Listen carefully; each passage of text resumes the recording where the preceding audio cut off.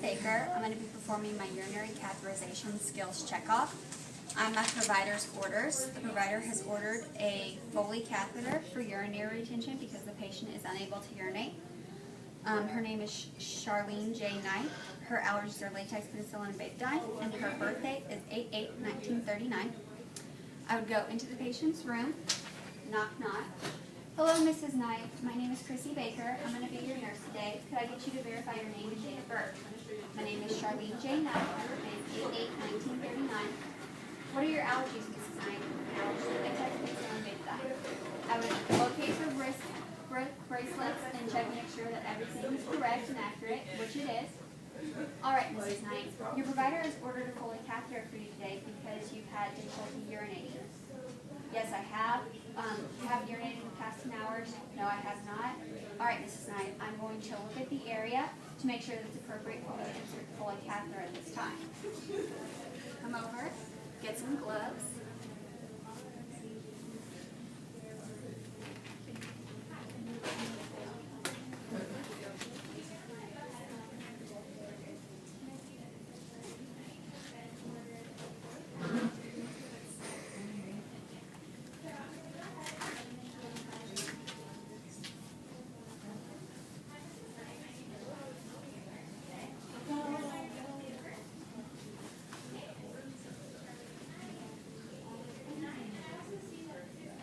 All right, Mrs. Knight, I don't see any redness, swelling, discharge, or inflammation that would contraindicate insertion of the Foley at this time. Your perineal area doesn't need any care at this time. It's very clean. I've identified the urethral meatus, and I'm going to palpate your bladder. Yes, you do have some distension. That's painful. I see Mrs. Knight. The catheter should help with that. I'm going to leave her room and take off my gloves. I'm going to grab my provider's orders and perform hand hygiene again.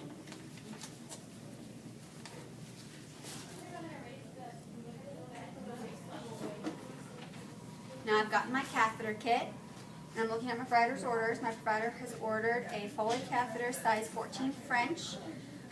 The patient is allergic to latex, penicillin, and betadine. I've looked at my catheter kit. There's no rips, tears, there's no soiling or dampness in or around the package. It's completely intact. It is not expired. It also does not contain latex, penicillin, or betadine, which normally these kits would contain betadine, but Mrs. Knight is allergic, so it does not. It's also size 14 French, which is what the provider has ordered. Now that I've made sure that I have what I need, I can move the provider's orders out of my way, and I come back to my kit, I would open it. And I would take it out and set it on a clean, dry surface because any dampness would make my kit unsterile. And I take this and I make it into a trash bag to put at the end of my patient's bed. At this time, I'm also going to position my patient for the procedure.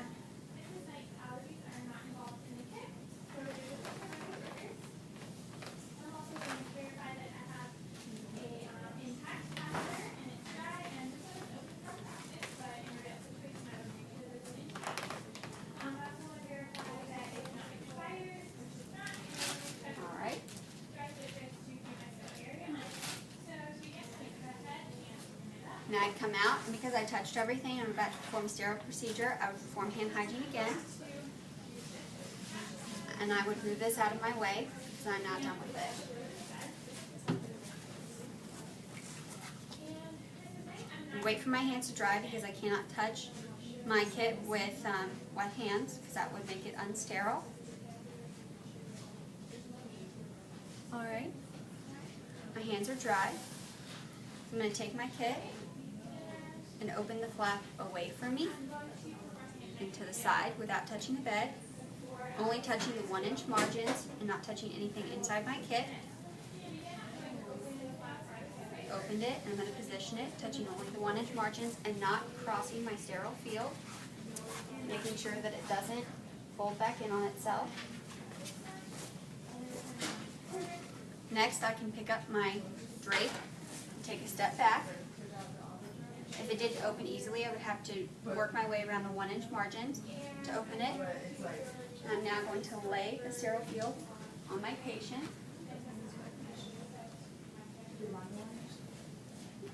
I'm going to reach around the patient, place my sterile field, come back.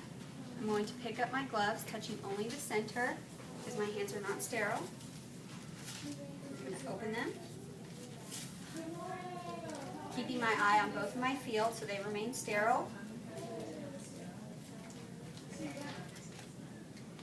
And I'm going to pick up the cuff of my dominant hand, inserting my fingers, making sure they find the proper place and that I don't contaminate the gloves, still watching both of my fields. And I take the 4 fingers of my dominant gloved hand and insert them in the cuff, keeping my thumb abducted. And I take another step back, still watching my fields. Alright, now I'm done with this. I remove it from my field. Now I can touch anything inside my box. So I grab this, take a step back.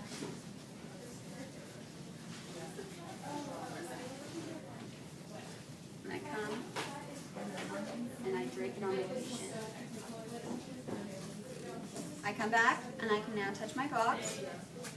And I take my hydrogen peroxide, I open it, I pour it over my swabs, I drop it at waist height, my lube, open it, put it in, drop it at waist height.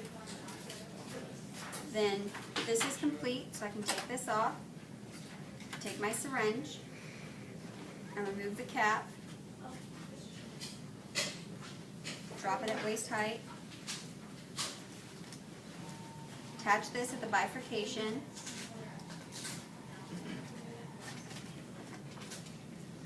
and I can remove the sheath from my catheter, also dropping at waist height. I lubricate my catheter and put it in here. I do not need this specimen cup, so I'm going to remove it at this time. Move that back on. I'm done with this sterile field, so I will move over to this, making sure not to touch the patient. I'm going to intentionally contaminate this hand to hold apart the labia for my procedure. I would take my dominant hand, and I would clean outer, down, inner, down, middle, down, outer, down, middle, down from clitoris to anus, and then middle is the last, clitoris to anus. I'm done with this, so I can now move it out of my way. I'm ready to insert the catheter. I hold it 2 to 4 inches away from the tip, and I ensure that the catheter does not touch the labia as I insert,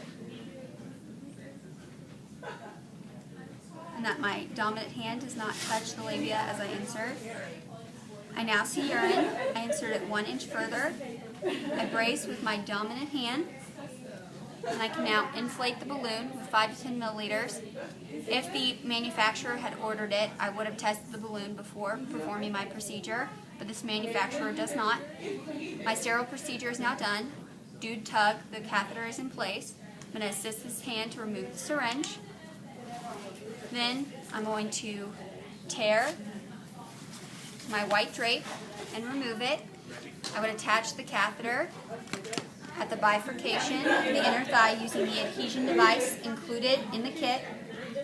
I would then hang the catheter on a hook at the bedside, not on the bed rails because they are mobile. I would ask the patient how she tolerated the procedure. I would record color, clarity, and quantity of the urine when I inserted the catheter. I would assess I's and O's every shift. I would do cath care every shift. And I would remove my gloves. And I would perform hand hygiene. And that's the end of my procedure.